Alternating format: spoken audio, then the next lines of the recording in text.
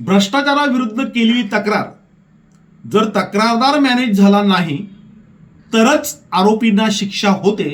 याचं उत्तम उदाहरण म्हणजे सध्या उजेडात आलेलं 58 कोटींच्या भ्रष्टाचाराचं प्रकरण.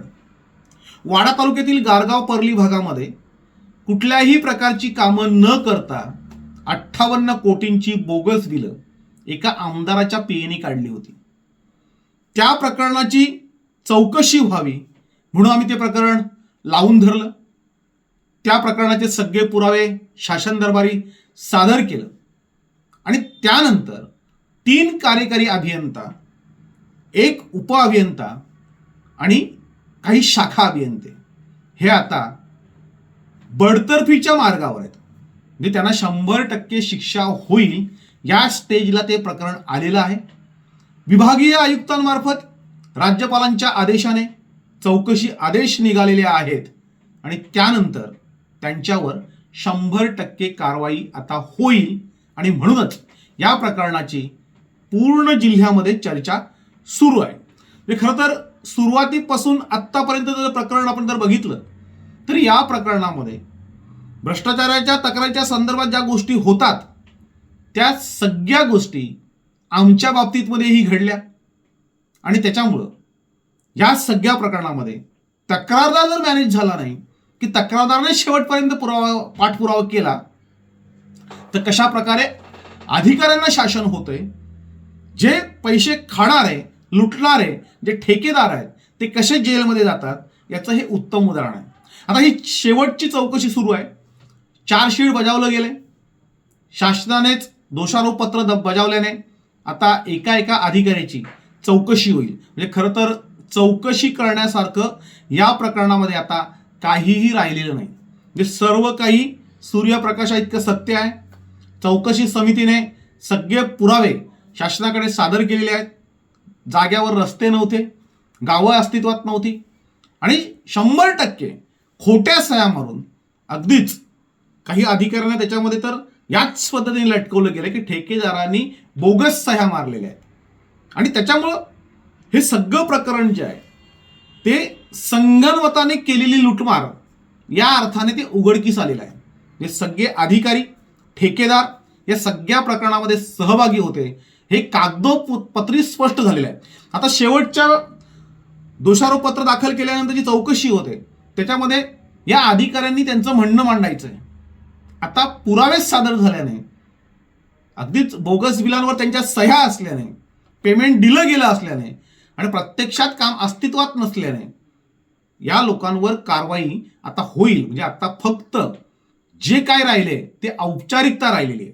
आता या प्रकरणामध्ये 58 कोटीच्या भ्रष्टाचारामध्ये या 3 कार्यकारी अभियंत्यांना, एवढ्या मोठ्या पदावर असलेल्या माणसांना या अशा पद्धतीची शिक्षा होण्याची वेळ म्हणजे खरं तर जव्हारमध्ये ही 4-5वी वेळ आहे. सगळी प्रकरणं आम्हीच शोधून काढलेली होती आणि त्याचे पुरावे दिलेले होते आणि तरी सुद्धा हे अधिकारी असे का वागतात हा मोठा प्रश्न आहे. आणि याच्यामध्ये दुसरा एक मोठा प्रश्न आहे की काही अधिकारी हे पैसे खाण्यासाठी, श्रीमंत होण्यासाठी हे असे भ्रष्टाचाराचे प्रकरण करत असतात.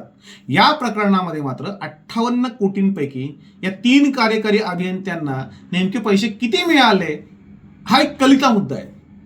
कारण या प्रकरणातील खरा दरोडेखोर ठेकेदार हा आमदारचा पी आहे. राजकीय दबावाने हे सगळं झालेलं आहे. त्याच्यामुळे अधिकाऱ्यांना नक्की पैसे दिले का, त्यांना पोहोचले का हा मोठा प्रश्न आहे. म्हणजे खाया पिया कुछ नाही, ग्लास तोडा 12 आणा अशा पद्धतीची ह्या अधिकाऱ्यांची अवस्था झालेली आहे. आणि म्हणून ह्या प्रकरणाकडे त्या अधिकाऱ्यांनी पैसे खाल्ले का, किंवा ते पीएनी पैसे खाल्ले किंवा ते आमदाराकडे पोहोचवले गेले हा भाग गौण आहे.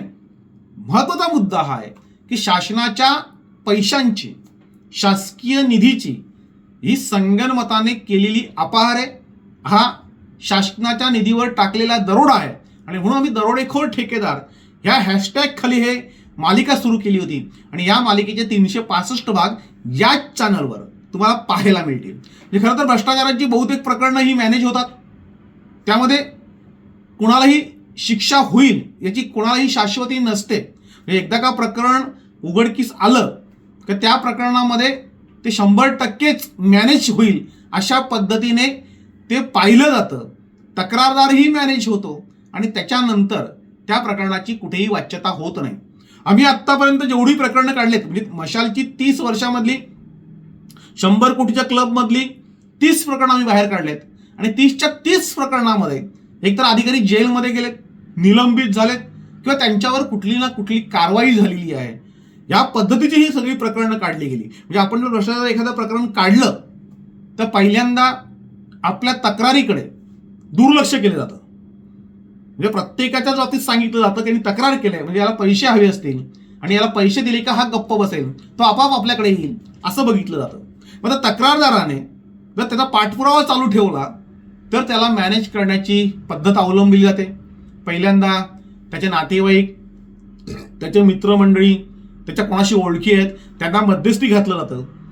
सुरुवातीला छोटी ऑफर, नंतर मोठी ऑफर ती दिली जाते आणि तेवढंही करून त्यांनी जर पैसे घ्यायला नकार दिला तर त्यानंतर त्याचे वीक पॉईंट शोधले जातात.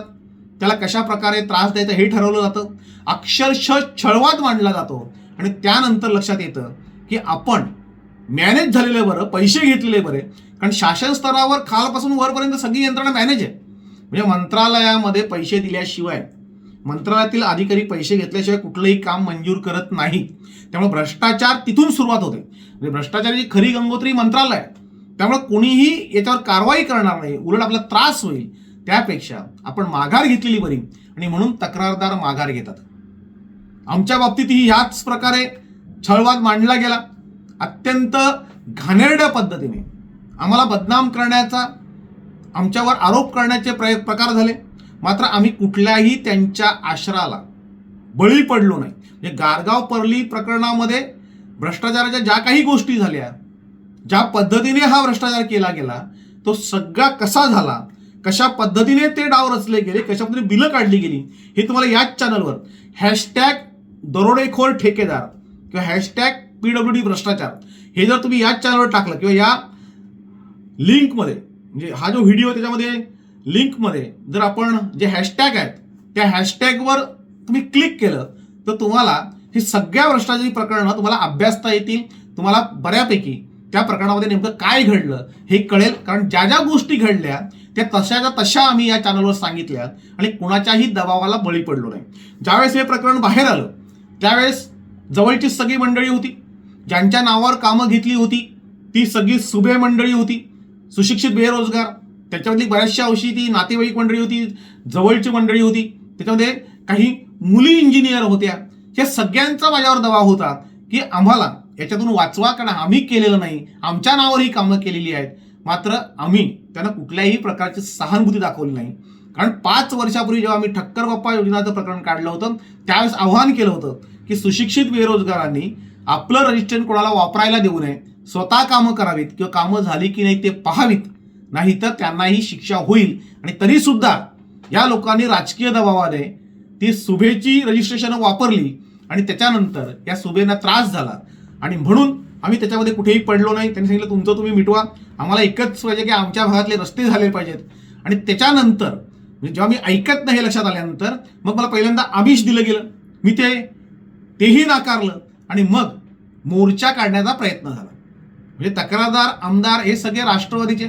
मग राष्ट्रवादीचा मोर्चा घेऊन मशाल कार्यालयावर जायचं, मशाल कार्यालयामध्ये तोडफोड करायची प्लॅन रचला गेला. मात्र तोच प्लॅन राष्ट्रवादीच्याच एका सभापतीने तो उघड केला. म्हणजे ज्या पंचायत समितीमध्ये हा कट रचला गेला तिथूनच हा आमच्यापर्यंत पोहोचला गेला आणि आम्ही तो तात्काळ याच चॅनलवरून जाहीर केला. त्यामुळे मोर्चाचा प्रयत्न त्याचा फसला. त्याच्यानंतर काही आदिवासी महिलांना आमिष दाखवून मशाल कार्यालयामध्ये घुसवायचे, मशाल कार्यालयामध्ये शरद पटेलच्या तोंडाला काळं फासायचं आणि त्याच्यावरच विनयभंगाचा गुन्हा नोंदवायचा, असा कट रचला गेला. मग त्यातल्या एका महिलेने येऊन सांगितलं की असं असं होणार आहे, हे लोक करणार आहेत. तोही प्लॅन त्यांचा फसला. कुठलीही महिला तयार झाली नाही, मोर्चाला कुठलाही राष्ट्रवादी काँग्रेसचा पदाधिकारी यायला तयार झाला नाही. त्याच्यानंतर मग सगळे प्रयत्न थकल्यानंतर थेट विधानसभेमध्ये हक्कभंग टाकला गेला. मला विधानसभा उपाध्यक्षांची नोटीस आली, माझ्याकडनं उत्तर मागवलं, खुलासा मागवला.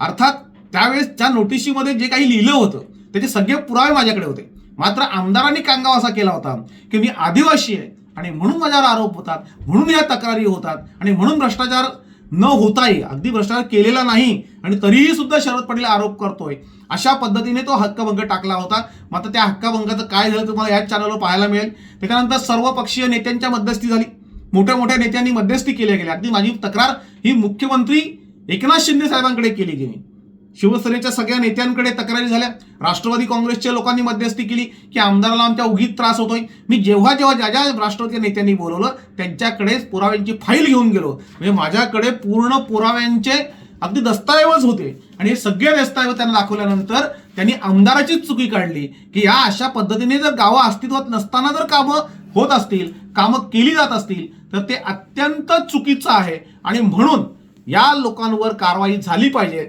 असं मत राष्ट्रवादीच्या नेत्यांचंही पडलं आणि त्यांनी कुणीही त्याच्यामध्ये मध्यस्थी केली नाही. मग शेवटचा उपाय म्हणून याच्यामध्ये सगळे अधिकारी गुंततात हे लक्षात आल्यानंतर काही अधिकारी शिवसेनेचे उपनेते प्रकाश पाटील साहेब यांच्याकडे गेले. प्रकाश पाटील साहेबांना एक मोठी ऑफर दिली गेली. त्यांनी सांगितलं हे पैसे शरद पटेलला द्या आणि हे प्रकरण मिटवा. प्रकाश पाटील साहेबांनी त्यांना तात्काळ सांगितलं की आतापर्यंत मी शरद पटेल यांना ओळखतो, हे 30-32 वर्षांची आमची मैत्री आहे, पण या 30-32 वर्षामध्ये कधीही पैशाने व्यवहार झालेला नाही की पैशाने प्रकरणं मिटलेली नाही आहेत. तुम्ही सांगता म्हणून मी शब्द टाकेन, पण तुम्ही जर चुकीचे असाल तर तुमची बाजू मीही घेणार नाही. आणि त्याच्यामुळे त्यांचा तोही प्रयत्न फसला.